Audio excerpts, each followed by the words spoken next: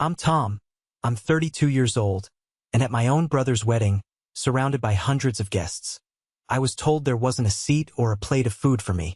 Before I tell you how I walked out with an $8,500 check in my pocket and proceeded to unravel a web of lies that would ultimately shatter my family, let me know where you're watching from in the comments below. I'd love to see how far this story reaches. It all started on a crisp, sunny October afternoon, the kind of day that seems custom-made for lifetime promises. The air smelled of autumn leaves and expensive perfume. My younger brother, Ryan, was getting married, and despite a lifetime of subtle and not-so-subtle reminders of my secondary place in the family hierarchy, I was genuinely happy for him. Or at least I was trying to be. My pride had a price tag. For the last 6 months, my life had been a relentless cycle of work. I'm a civil engineer, and I'd taken on every extra project, every late-night draft, every weekend survey my firm offered. I'd canceled a much-needed vacation to the Grand Canyon and poured all that energy and money into a single goal: giving my brother a wedding gift that would actually make a difference. I'd managed to put together a cashier's check for $8,500. It was a significant sum for me, a testament to months of sacrifice. It was meant to be a launchpad for his new life with his wife, Carrera, a way to clear out their wedding debt and send them on a honeymoon they'd never forget. Holding that envelope felt good. Felt like I was being the best big brother I could be. The ceremony at the historic downtown cathedral was flawless. Light streamed through the stained glass windows, painting the pews in jewel tones. Ryan, looking sharp but visibly nervous in his tuxedo, stood at the altar. Carrera was breathtaking as she walked down the aisle. But even then, a small, cold knot was tightening in my stomach. Throughout the entire hour-long service, Ryan's eyes scanned the crowd, but they slid past me every time, as if I were a stranger. I told myself I was being sensitive. It's his wedding day. He's overwhelmed.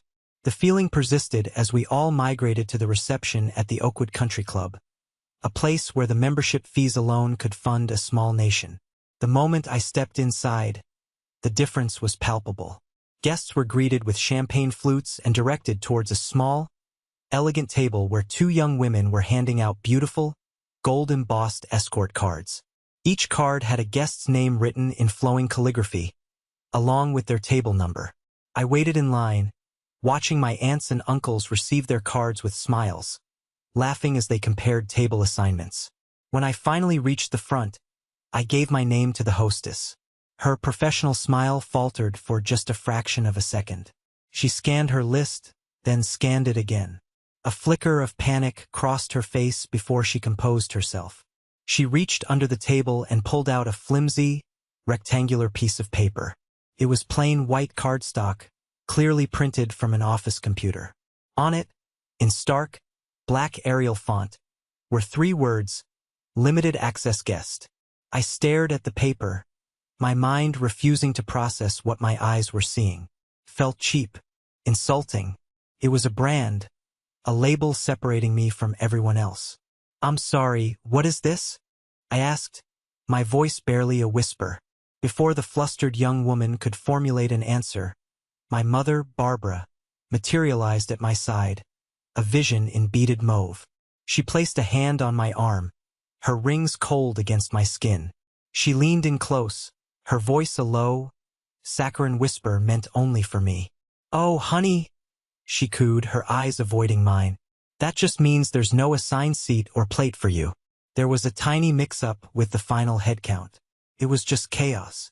The background noise of the party, the music, the laughter, the clinking of glasses, faded into a dull roar. The blood pounded in my ears. No seat, no plate, at my own brother's wedding. I was not a guest. I was an afterthought. My mother, sensing my stunned silence, gave my arm a condescending pat. "Don't you worry. Just mingle. Have a wonderful time." She then turned away, her socialite smile snapping back into place as she went to embrace a distant cousin, leaving me standing there holding the paper that defined my worth to them. Numbly, I walked over to the large, ornate seating chart displayed on a velvet-draped easel. My finger traced down the alphabetical list of names. Miller, Gerald. Miller, Barbara. Miller, Ryan and Carrera. Table 1. Aunts, uncles, cousins. They were all there, their names beautifully scripted, their places secured. My name was absent. It was as if I didn't exist. My gaze drifted from the chart to the gift table nearby. It was piled high with brightly wrapped boxes and elegant envelopes. And there, near the top, was mine. The plain white envelope with my name, Tom Miller, written in the top left corner. Inside it, the check for $8,500. The fruit of my labor, the symbol of my love and sacrifice. And in that gut-wrenching moment, everything became crystal clear. They didn't want me. They didn't value my presence. They hadn't made a space for me. They had, however, made a space for my money. A cold, hard clarity washed over me, extinguishing the hurt and leaving something much stronger in its place. Without a moment's hesitation, I walked straight to that gift table. My hands were perfectly steady. I reached into the pile, my fingers closing around my envelope. I pulled it out, turned around, and saw my father watching me from across the room, a puzzled frown on his face. I didn't offer an explanation. I didn't make a scene. I simply held the envelope in my hand and walked towards the grand exit. The valet, seeing me approach, started jogging towards the key rack. Just then, Ryan came rushing out of the ballroom, his face flushed. "Tom, what the hell are you doing? Where are you going?" I ignored him, my eyes fixed on the approaching headlights of my car. I got in, the leather of the seat feeling cool and grounding. I started the engine, the sound a satisfying growl in the polite quiet of the country club entrance. As I pulled away, I glanced in my rearview mirror. The images burned into my memory. My mother, my father, and my brother standing together on the curb, their faces a collage of disbelief, confusion, and not an ounce of remorse. Only pure, unadulterated anger. They weren't upset that they had hurt me. They were furious that I had dared to react. The drive home was a blur. My mind, a frantic slideshow of past and present humiliations, kept replaying the scene at the country club. The flimsy paper badge. My mother's saccharine, dismissive whisper. The empty space on the seating chart where my name should have been. Each image was another twist of the knife. But this deep, aching wound wasn't fresh. The events of the wedding hadn't created it. They had only ripped the old bandages off, exposing a lifetime of hurt to the open air. I unlocked the door to my apartment and stepped into the silence. It was my sanctuary, a place I had built for myself, by myself, funded by the very work ethic they so often took for granted. I tossed my keys onto the granite countertop, a countertop I'd chosen and paid for. I looked around at the life I had constructed, a life of quiet competence and independence. It struck me then that my self-sufficiency wasn't a source of pride for them. It was a license for them to neglect me. My strength was my curse. The envelope in my hand felt heavy, laden with the weight of my own foolishness. I slid the cashier's check out. $8,500. I thought about the months it represented. The pre-dawn alarms to get to a remote survey site.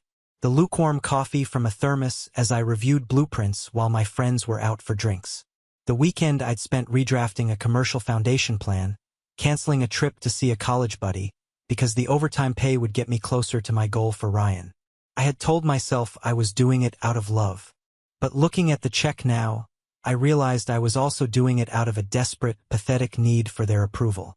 I was trying to buy a seat at a table where I was never truly welcome. My mind, unbidden, reeled back to a sweltering summer when I was 15. That was the year I truly understood my role in the family ecosystem. I was the worker bee. Ryan was the queen. I decided I wanted a brand new GT mountain bike from the local bike shop.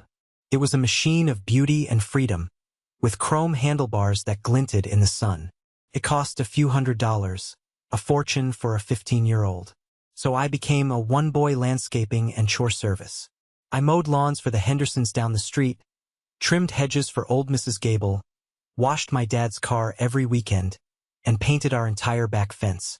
I remember the smell of two-stroke engine oil and fresh-cut grass that clung to my clothes.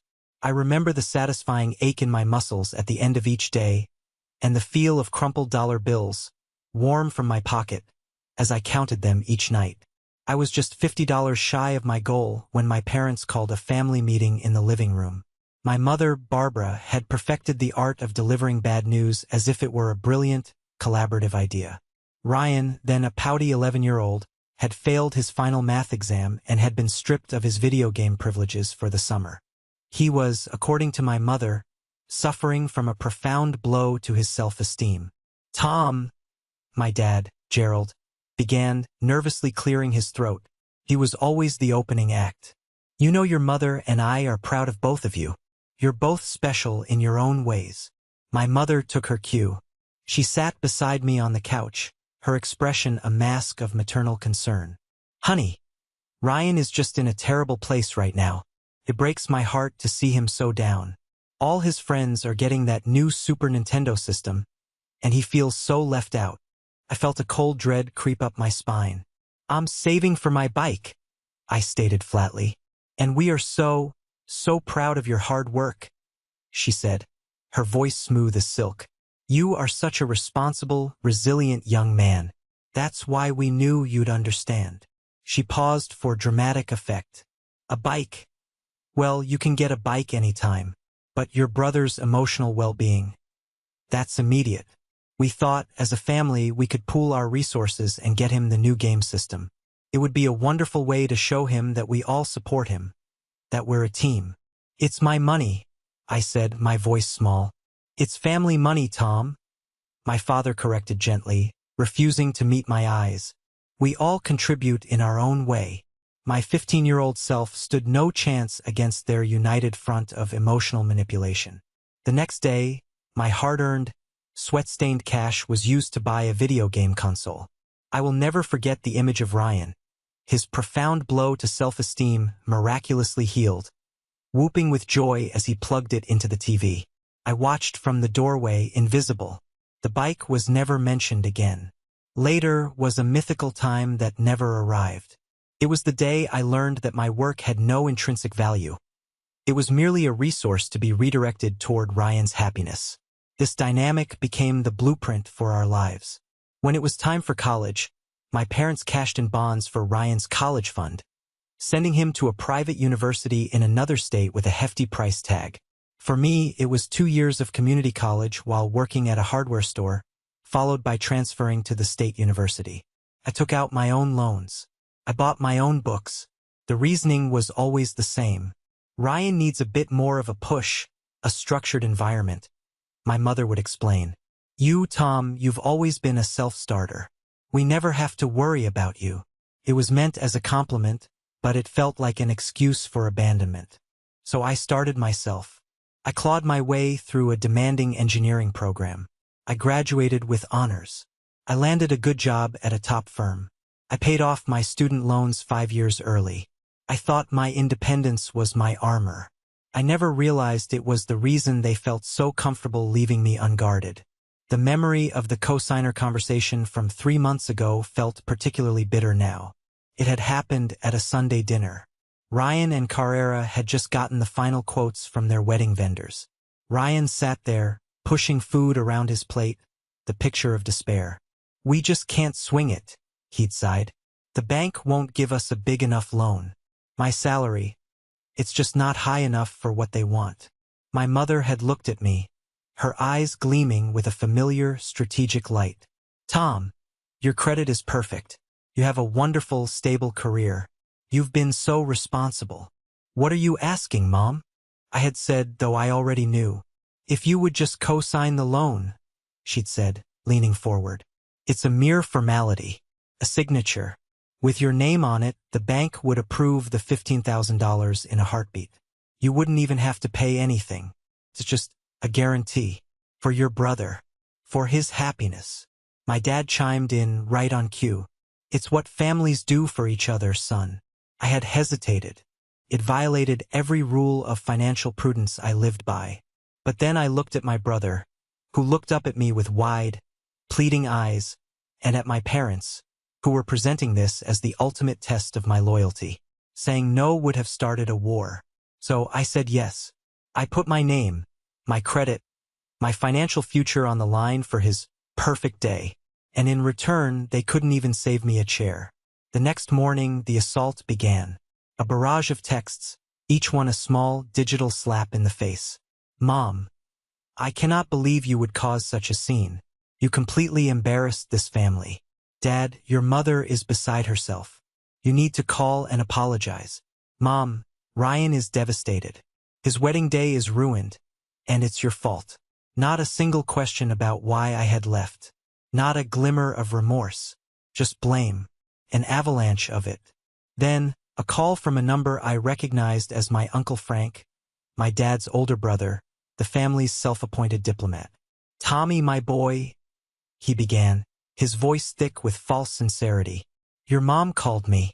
She's real upset. Listen, weddings are a pressure cooker. Wires get crossed. I'm sure it was just a simple mistake. You can't hold a grudge over something so small. Be the bigger man. Call your mother.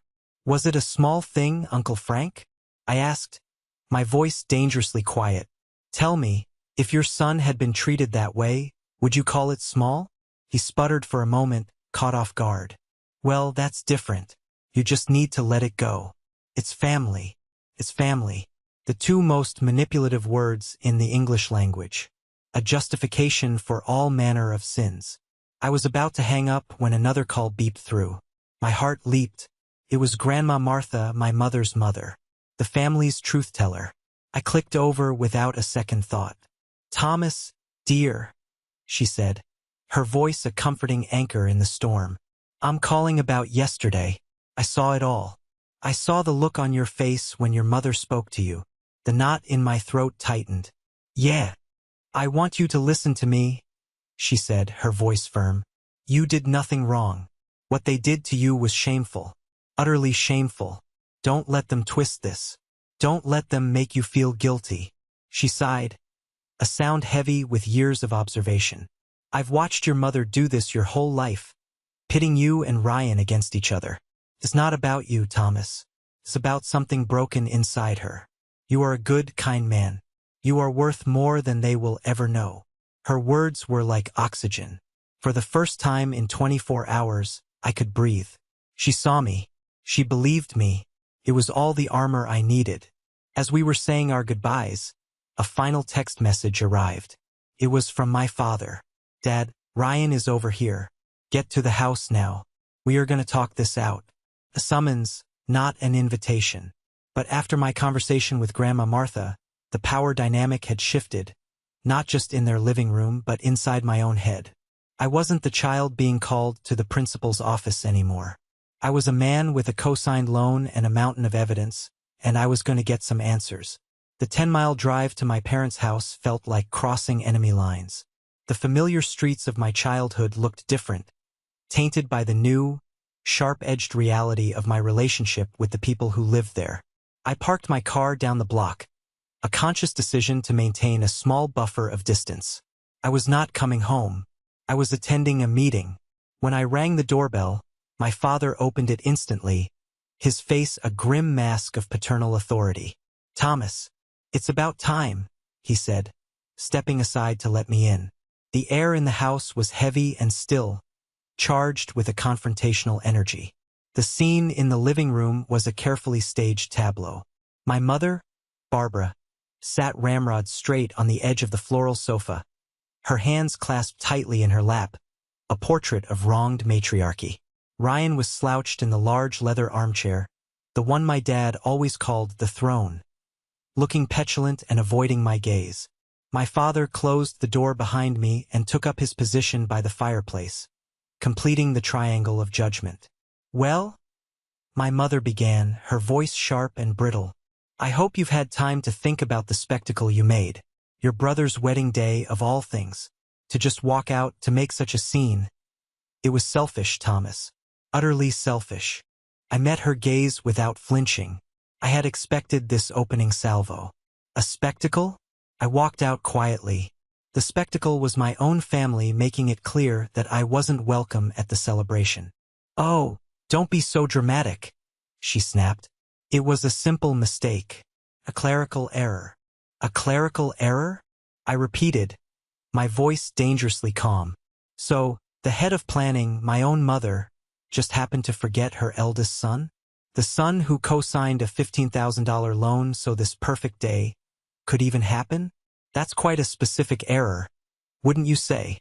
The mention of the loan hung in the air, a grenade with the pin pulled. I saw my father shift his weight uneasily. "Look, son," Gerald said, stepping into his role as the reluctant mediator.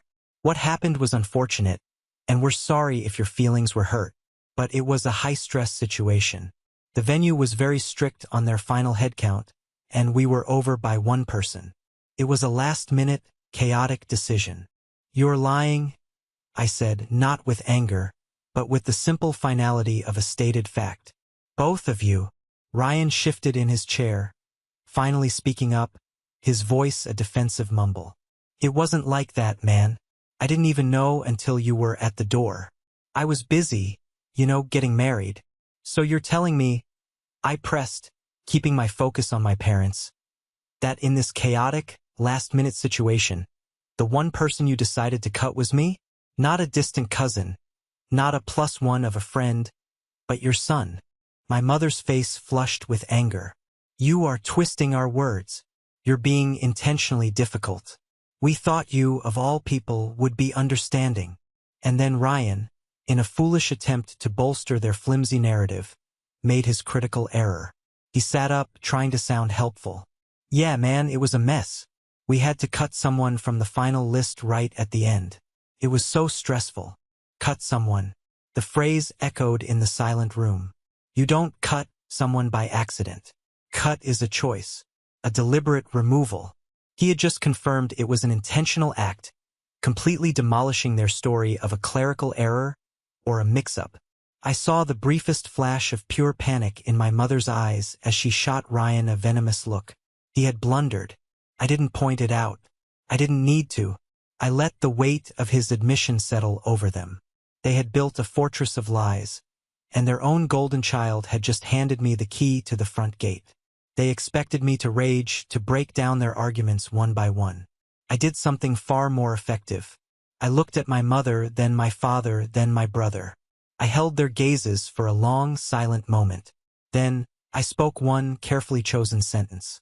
"I might reconsider." The shift in the atmosphere was seismic. It was as if the oxygen had been sucked out of the room and then pumped back in, carrying a new element. Hope.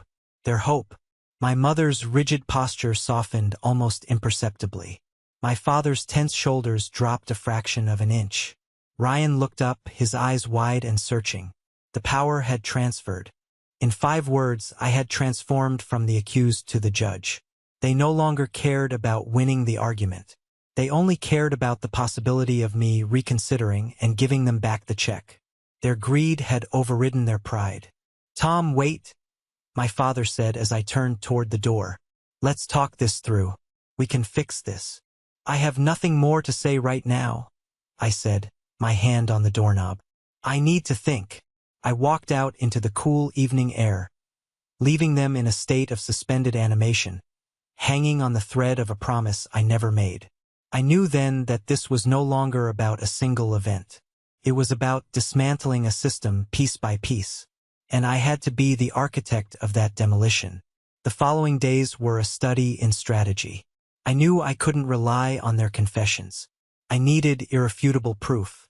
My mind kept returning to the wedding planner, Sophie, Carrara's cousin. She was a neutral party, a professional caught in the middle. She was the key. I spent an hour crafting the perfect email. Couldn't be emotional. Couldn't be accusatory. It had to be a simple, professional inquiry that would put her at ease and make her feel safe to tell the truth. I framed it as a question about a potential mistake on my part. Subject: question regarding Ryan and Carrara's wedding. Hi, Sophie. I hope this email finds you well, and congratulations again on coordinating such a beautiful event on Saturday. This is Tom Miller, Ryan's brother. I'm writing because I wanted to double-check something on my end. There seemed to be some confusion with my seating at the reception, and I just wanted to make sure my RSVP was received correctly and there wasn't a clerical error on my side. I'd hate to think I caused any last-minute issues for you. Any clarification you could provide would be greatly appreciated. Thank you for your time, Tom. It was a masterpiece of non-confrontation. It positioned me as considerate and her as the helpful professional. It gave her the perfect opening to provide the information without feeling like she was betraying her client or her family. I read it over 10 times, then took a deep breath and clicked send. The first real move in my search for the truth had been made. A few days later, the next move was made for me. A stark white envelope with a red urgent stamp arrived in my mail. It was from the bank. I opened it with methodical calm. It was a second notice regarding the co-signed loan. The first payment was now officially past due, and late fees had been applied. The letter politely informed Mr. Ryan Miller and Mr. Thomas Miller that failure to pay would be reported to the major credit bureaus within 30 days. The reality of my situation was laid bare in black and white. My name, my credit score, my years of meticulous financial responsibility were all tethered to my brother's irresponsibility and my parents' manipulative schemes. I could have called them screaming. I could have paid the bill to make the problem go away. But I did neither. I placed the letter on my kitchen counter, right next to my car keys. It was a visual reminder of the stakes. Their silence was a calculated strategy of waiting me out. My silence was now a weapon of my own. I would wait for the consequences to mount. The pressure was building, and I knew that soon the walls they had built would start to crack. The week that followed the first confrontation was a strange, tense quiet. It was the calm in the eye of a hurricane. My family was clearly giving me space, a strategic retreat they hoped would lead to my surrender. But for me, it was a time to regroup and fortify my position. The overdue loan notice sat on my counter, a constant, silent reminder of the battle ahead. It wasn't just about hurt feelings anymore. It was about protecting the life I had worked so hard to build. This silent war began to seep into the edges of my daily life. At work, I found it harder to concentrate. I'd be staring at a complex structural diagram, and my mind would drift to my mother's cold eyes or my brother's pathetic excuses. My boss, a good man named Mr. Henderson, pulled me aside one day. "Everything okay, Tom? You seem a little distracted." "Just some family stuff, sir," I admitted. "Been there," he said with a sympathetic nod. "Don't let it affect your work. This firm values your contributions. You're on track for a big promotion if you keep it up. Don't let them derail you." His words were a welcome dose of perspective. My professional life, my salary, my future. These were real, tangible things I had earned. I couldn't let my family's dysfunction poison that, too. My best friend, David, was less diplomatic. We grabbed a beer after work, and I laid out the whole story for him, including the co-signed loan. "Are you kidding me?" he said, slamming his mug on the table. "Tom, this isn't just insulting, it's financial entrapment. You need to call a lawyer. Seriously, you could probably sue them for emotional distress and financial manipulation." "I'm not going to sue my own family, Dave," I said, shaking my head. "They stopped being your family when they handed you that paper badge," he argued. "You need to go on the offensive.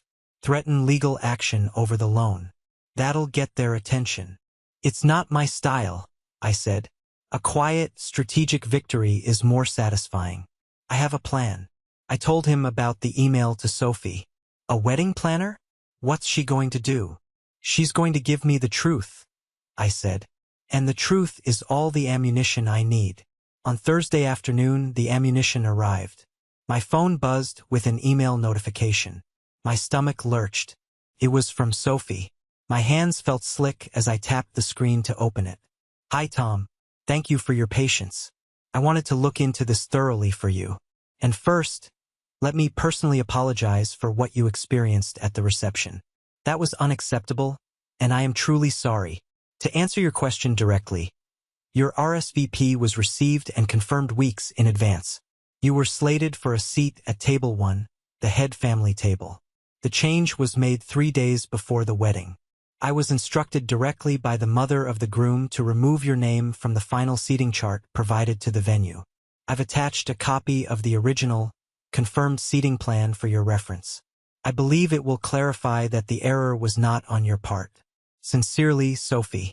The attached PDF was named seating_plan_final_confirm.pdf. I opened it. There it was, in elegant script, under the heading Table 1. Mr. Tom Miller. I read the email 3 times. Then a fourth. Vindication was a strange feeling. It wasn't the triumphant joy I had imagined.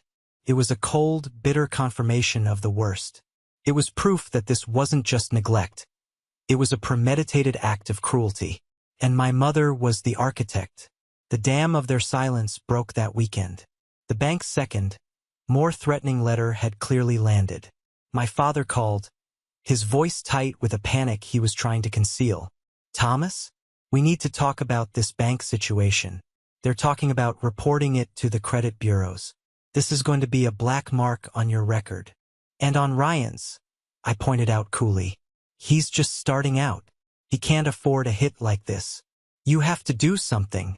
I'm not the one who missed the payment, Dad.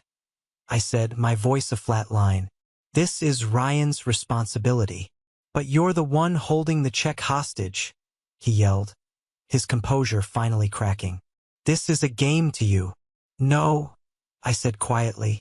This is the end of the game. I hung up. An hour later, my mother called, her voice dripping with venom.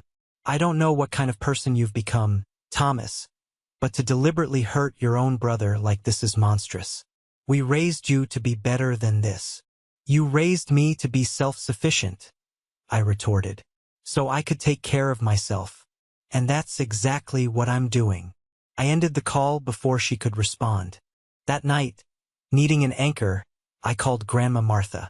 I told her about Sophie's email, reading the key lines aloud. She was silent for a long moment, and I could hear the deep, weary sadness in her breathing. I knew it was her, she finally said. Oh, Barbara, what have you done? I don't understand her, Grandma. Why does she hate me so much? She doesn't hate you, Thomas, my grandmother said, her voice heavy with the burden of a long-held family secret. She's jealous of you. It goes back a long way. When my husband, your grandfather, passed away, he didn't have much, but he had his workshop full of old tools and a small portfolio of stocks. In his will, he left the tools to your Uncle Frank, and the stocks were to be split. But Frank, he was always a smooth talker. He convinced your grandfather that he needed a larger share of the inheritance to start his business. Barbara felt cheated. She believed she was smarter, more deserving, but she was overlooked. It poisoned something in her.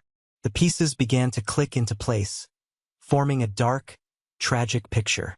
She sees your grandfather in your father, a man who avoids conflict, Grandma continued. And she sees her brother, the favored one, in Ryan. And you are like her, the capable one, the overlooked one. But you succeeded where she felt she failed. You built your own life without anyone's help. Every time she looks at you, she sees a reflection of her own perceived failures. Hurting you is her twisted way of feeling in control. It's wrong, it's sick, but Thomas, that's the truth of it. The revelation was nauseating. I wasn't just a scapegoat.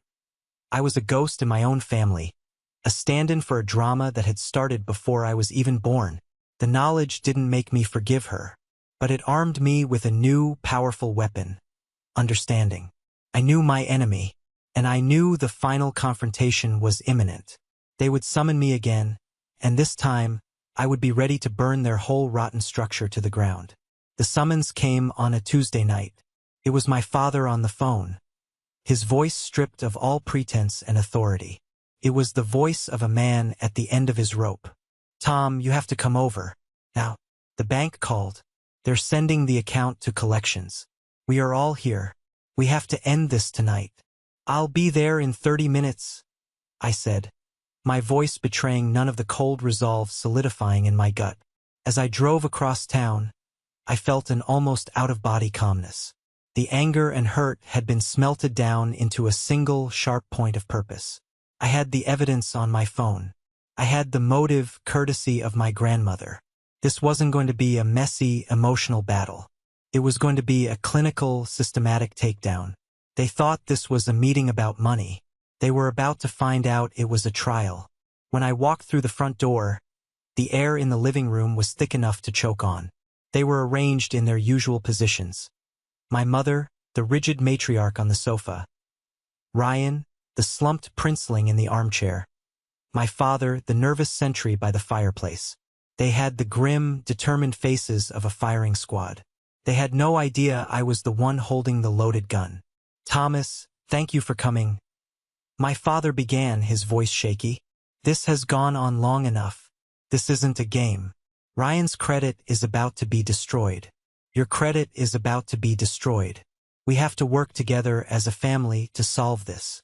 My mother chimed in, her voice laced with a rehearsed, long-suffering sigh.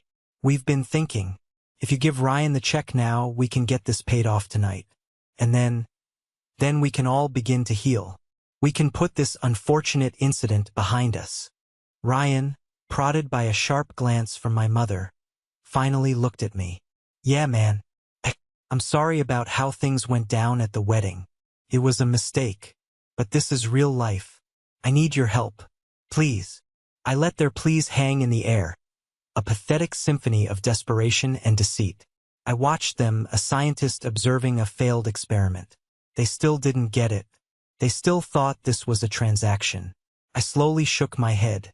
"We're not going to talk about money," I said, my voice low and even, commanding the room. "Not yet. First, we're going to talk about the truth." A wave of confusion washed over their faces. This was not in their script. "What truth?" my mother demanded. "The truth is that you're being stubborn and vindictive." "No," I said, pulling out my phone. I didn't just hold it up. I walked calmly to the center of the room. "The truth is in an email I received last week." I opened my email app, found the message from Sophie, and with a few taps, forwarded it to all three of them. A moment later, a trio of electronic chimes echoed in the tense silence. BZZZT. My father's phone on the mantelpiece. BZZZT. Ryan's phone in his hand. BZZZT.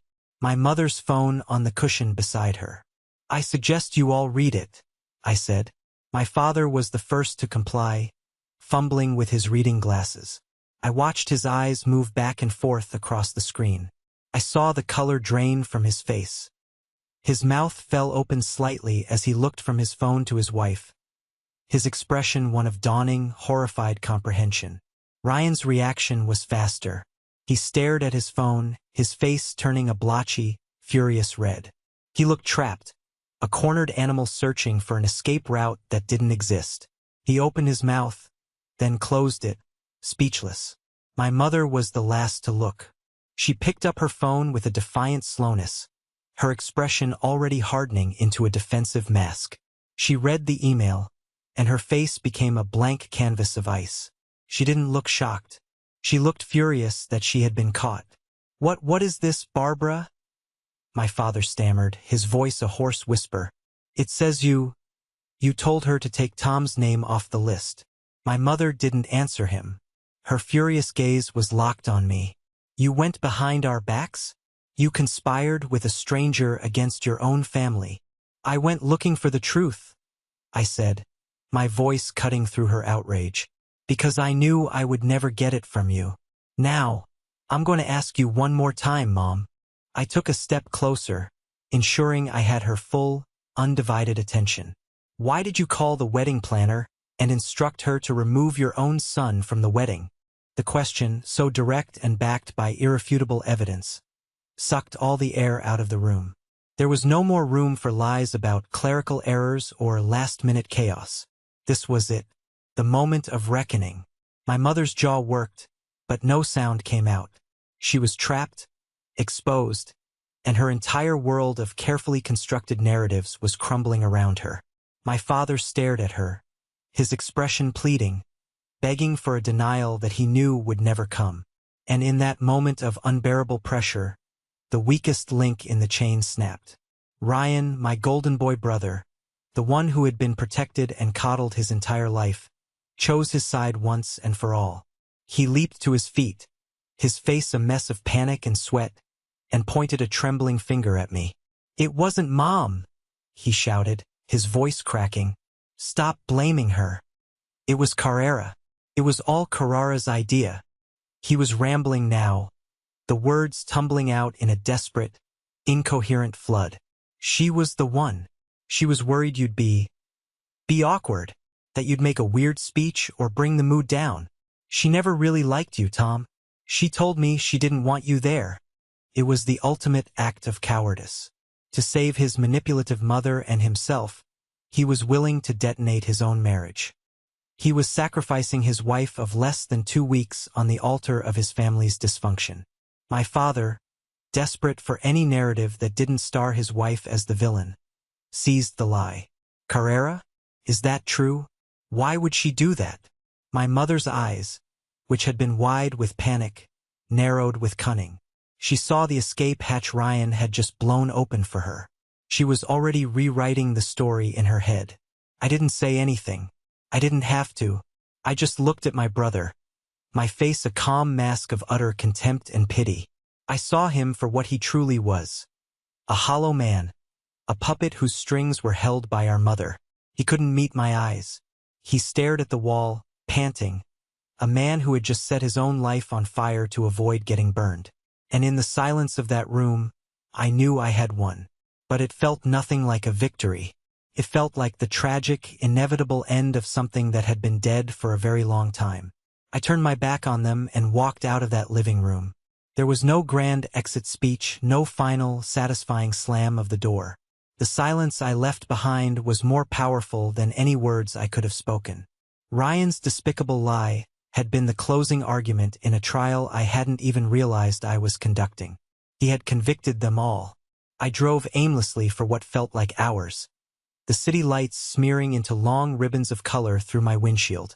The raw anger had subsided, replaced by a deep, profound exhaustion. It was the exhaustion that comes from carrying a heavy, invisible weight for decades and finally setting it down.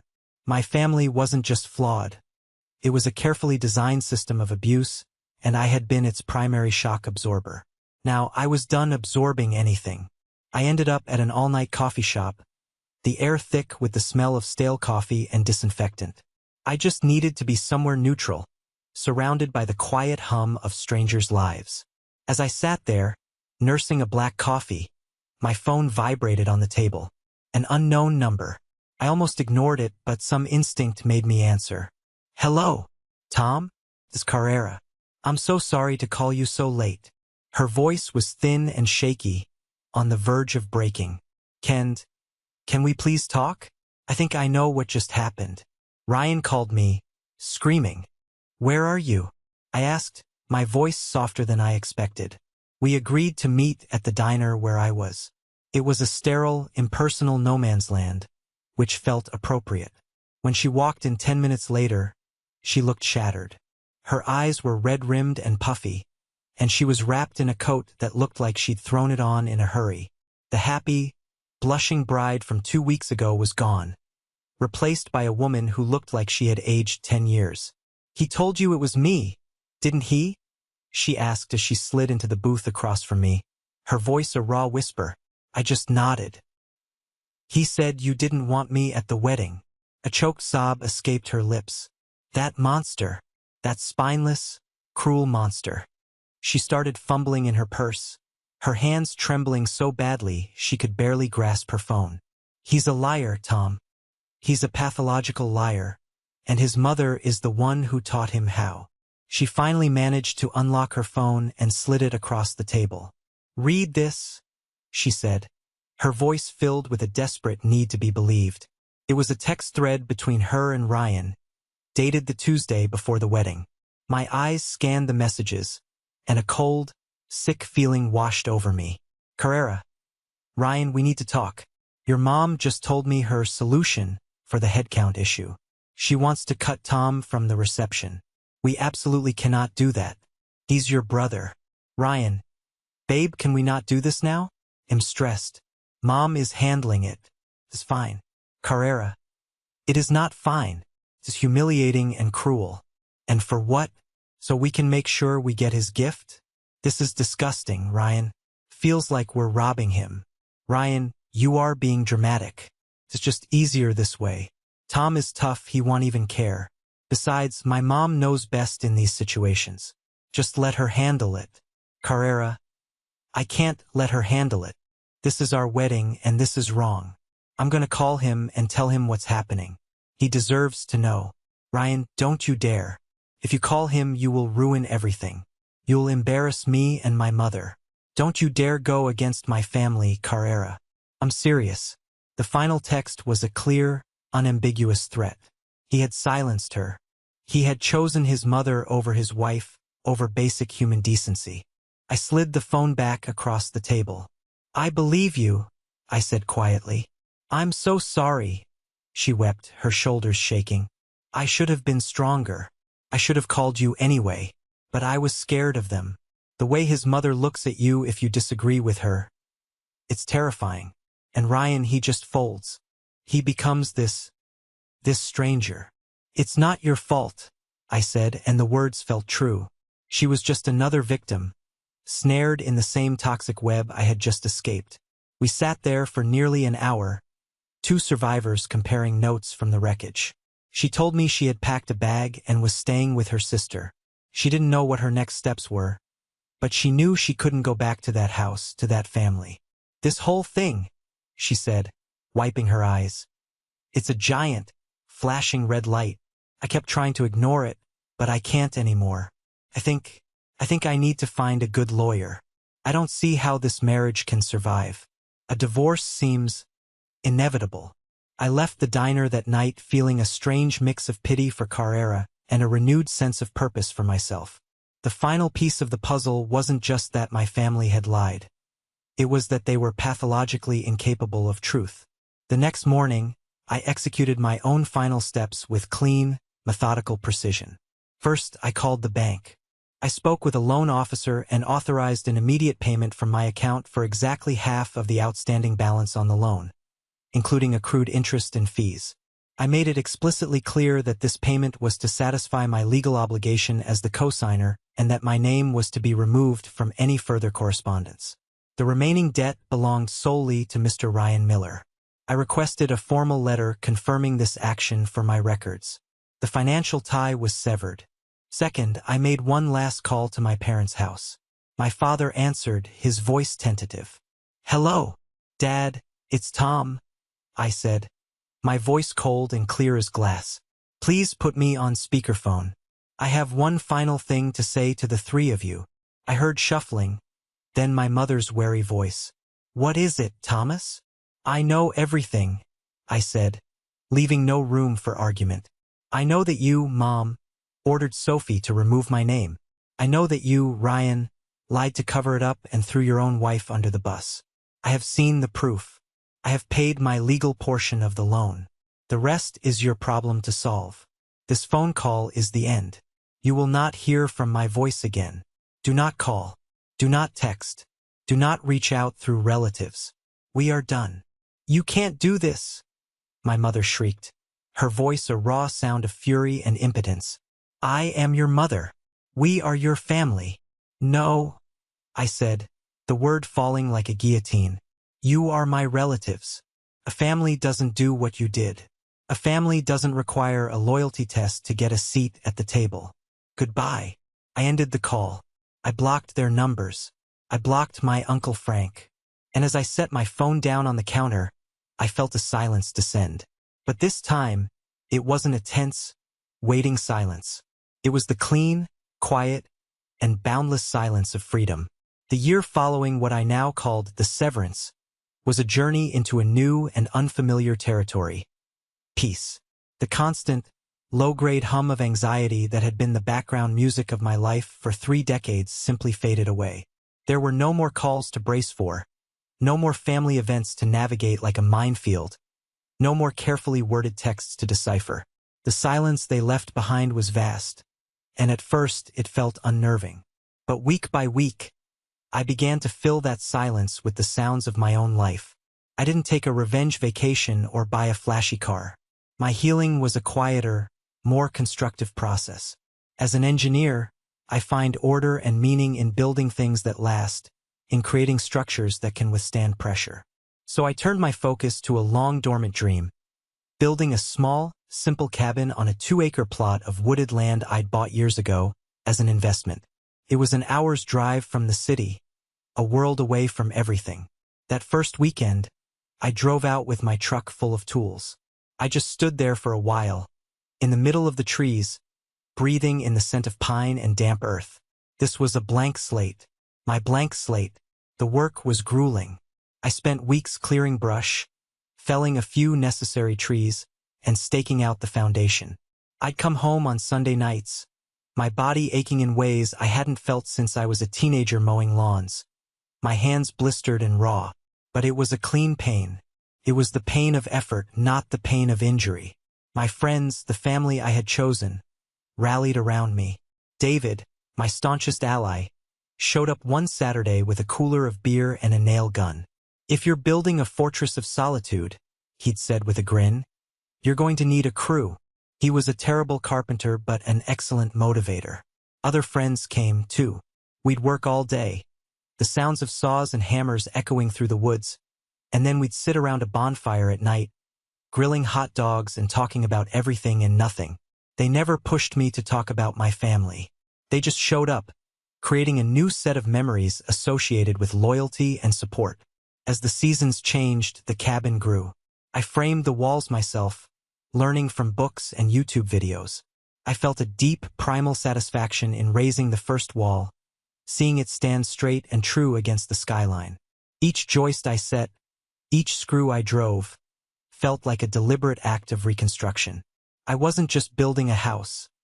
I was rebuilding my own internal framework, one based on my own strength and judgment. I was up on a ladder one afternoon, installing a window, when my phone buzzed. It was a text from a cousin I was still on speaking terms with. "Cousin, hey Tom, just thought you should know. Ryan and Carrera officially filed for divorce." I paused, looking out the empty window frame at the trees beyond. I felt a wave of sadness for Carrera, a good person who had been caught in the blast radius of my family's dysfunction. For Ryan, I felt a distant, clinical pity. He had chosen his poison, and now he was living with the consequences. My career at the engineering firm flourished in the absence of family drama. With my mind clear and focused, I poured myself into my work. I led a major bridge retrofitting project that came in under budget and ahead of schedule. Mr. Henderson called me into his office one day. "Tom," he said, sliding a folder across his desk, "the board is promoting you to senior project manager. It comes with a significant salary increase and a corner office. You've earned it. Your work this past year has been exemplary." Felt good. The recognition, the promotion, the financial security, it was all validation of my hard work. But as I stood on the unfinished porch of my cabin that weekend, looking at the structure I had built with my own 2 hands, I realized this was the real achievement. The corner office was a reward for my competence. This cabin was a monument to my freedom. The day I finished the last major piece of construction, the front door, was a day I'll never forget. I'd struggled with it for hours, getting it perfectly plumb and level. Finally, I swung it shut. It closed with a solid, satisfying thunk. The sound of security. The sound of completion. A few weeks later, on the cusp of my 34th birthday, a small square package arrived. The return address was from my grandma Martha. My heart did a little flip.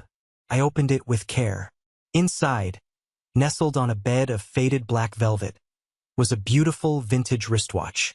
It had a simple, clean face, a stainless steel case, and a leather strap that was cracked and worn with a lifetime of use. It had been my grandfather's. Beneath it was a card with my grandmother's elegant, looping handwriting. "My dearest Thomas, your grandfather was a quiet man, but he understood character. He always said this watch wasn't for the loudest son, but for the steadiest hand. In his will, he left it to your uncle, but I've held on to it all these years, feeling he'd made a mistake. A man's worth isn't determined by his birth order or by who his father favors. It is built, day by day, through his actions and his integrity. I believe this has always been meant for you. The inheritance of a good man's character is worth more than all the stocks and bonds in the world. Consider this your true inheritance. The time from now on is your own. Use it wisely. With all my love, Grandma. I sank down onto my couch, the watch heavy in my palm. Tears I didn't know I was holding back began to stream down my face. It wasn't about the watch itself. It was about what it represented. It was about being seen, truly and completely, by someone who mattered. It was the final, healing validation I needed. I undid the buckle and fastened the watch to my wrist. The worn leather felt warm and familiar against my skin, as if it had been waiting for me. It fit perfectly. 2 years have passed since I walked out of my parents' house for the last time. My life today is almost unrecognizable, not in its external trappings, but in its internal landscape. The defining feature of my new world is peace. It's a sturdy, quiet, unassuming peace that I built with my own hands, just like the cabin that has become the center of my universe. I spend almost every weekend there now. I've built a woodshed, planted a sprawling vegetable garden, and cleared a small path down to the creek at the edge of the property. My routines are simple. I wake with the sun, drink my coffee on the porch while listening to the birds, and spend my days working on the land. There's a profound honesty in physical labor, a direct correlation between effort and result that was so glaringly absent from my family dynamics. Here, if I want warmth, I chop wood.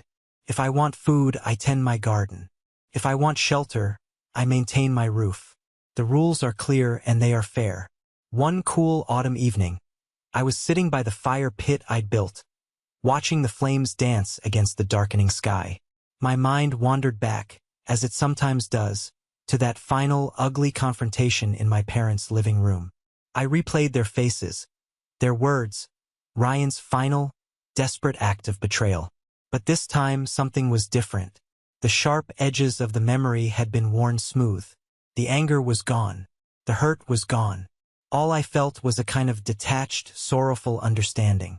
They were who they were, trapped in a cycle of damage they were unwilling to break. My only choice had been to step out of the cycle. I went inside, lit a lantern, and sat down at the simple wooden table I'd built.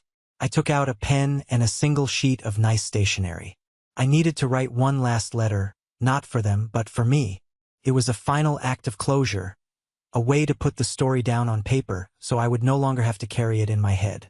To whom it may concern, I'm writing this to remember. I remember the smell of cut grass and the dream of a bicycle. I remember the weight of a co-signed loan and the hope that this time, it would be enough. I remember the cold shock of a paper badge and the empty space on a seating chart. I remember the lies, the manipulations, and the final, cowardly betrayal. But I'm also writing this to forget. I am forgetting the need for your approval.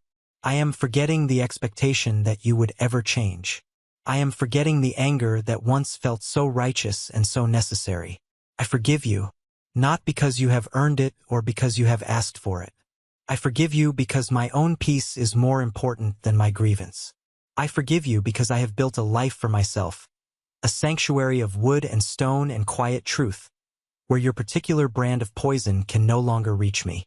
Forgiveness, I've learned, isn't about letting you back in. It's about letting myself move on. Goodbye. I folded the letter, slid it into an envelope, and wrote a single word on the front. Foundation. Not the end, but the beginning. I placed it in a small, carved wooden box where I keep things that matter. A photo of my grandmother, my grandfather's watch, the deed to this land. I closed the lid with a quiet click. The past was no longer a ghost haunting my house. It was simply a sealed document in the archives. My future is my own. I don't know if it will include a family of my own one day, but if it does, it will be a family built on the principles I've learned here, in the quiet of these woods. A family where every member has a seat at the table, no strings attached. For now, I am content. I am not lonely. I have the steadfast loyalty of my friends, the enduring love of my grandmother, and the quiet companionship of a life I have earned. I have learned that the ultimate promotion isn't a new job title. It's promoting yourself to be the architect of your own happiness. And that's a foundation that can withstand any storm. Thank you for listening to my story. I hope it resonated with you in some way. Have you ever had to make a difficult choice to protect your own peace and build a new foundation for your life? I'd be honored if you'd share your own experiences in the comments below. And if this story moved you, please consider liking and subscribing so you don't miss what I have to share next.